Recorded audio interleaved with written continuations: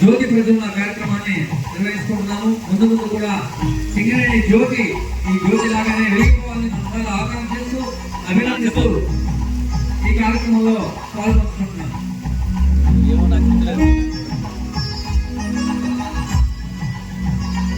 సునీల్ గారు రెడీగా ఉండాలి.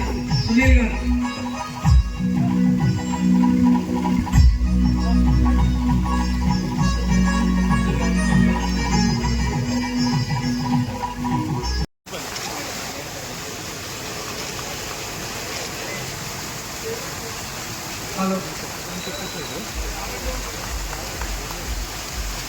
సింగరేణి ఆవిర్భావ దినోత్సవ వేడుకల్లో భాగంగా జన్మదినాన్ని పురస్కరించుకొని కేక్ కటింగ్ చేస్తున్నారు. దానిలో పాల్పంచుకున్నటువంటి డిగ్రేటర్స్ అందరికీ కూడా ఈ యొక్క కార్యక్రమంలో పాల్పంచుకున్న సందర్భంగా అభినందనలు తెలియజేద్దాం.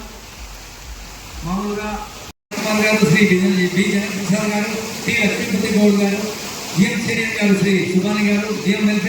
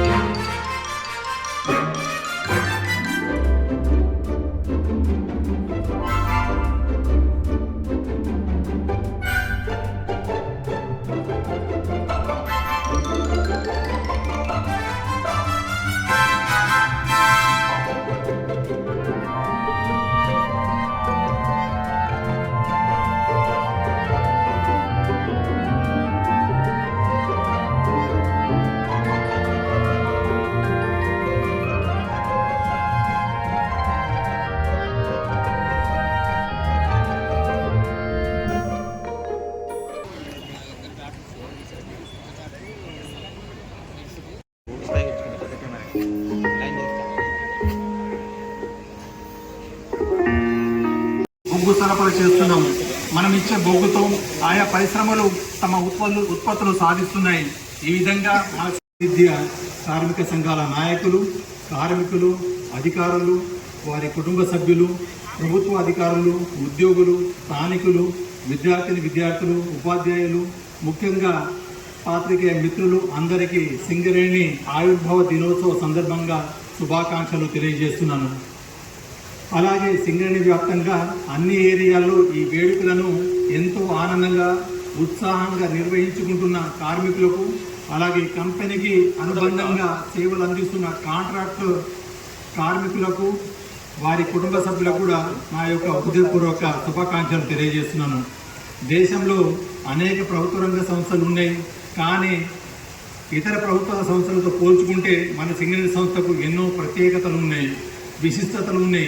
మన ప్రభుత్వ సంస్థలు ఎక్కువ శాతం దేశానికి స్వాతంత్రం సిద్ధించిన తర్వాతనే ఏర్పడినాయి. కానీ సింగరేణి సంస్థ 1880 9 సంవత్సరంలో ప్రారంభమై 135 వసంతాలు పూర్తి చేసుకొని ఈరోజు మనం 136వ వసంతంలోకి అడుగుడుతున్నాము. ఈ విధంగా దేశానికి బొగ్గు అందించడం కోసము, విద్యుత్ వెలుగులు పంచడం కోసము మన సింగరేణి కార్మికులు తరం తర్వాత తరం తమ స్వేదం చెందించి ప్రాణాలు సైతము పణంగా పెట్టి పనిచేశారు. అటువంటి త్యాగధనుల కృషి వల్లనే నేడు మన సంస్థ ఈ విధంగా నిలబడి ఉంది. ఈ సందర్భంగా 130 సంవత్సరాలుగా సింగరేణి అభివృద్ధిలో కీలక పాత్ర పోషించిన కార్మికులకు, అధికారులకి, అలాగే ఉత్పత్తి క్రమంలో ప్రాణాలు అర్పించిన అమర కార్మికులకి తలుచుకుంటూ వారికి జోహార్లు అర్పిస్తున్నాను. 13 దశాబ్దాల క్రితం మన సింగరేణి సంస్థ హైదరాబాద్ దక్కన్ కంపెనీ పేరుతో సింగరేణి గ్రామంలో అనగా మన ఇల్లందు బొగ్గు ఉత్పత్తిని ప్రారంభించినప్పటికీ 1920 డిసెంబర్ 23న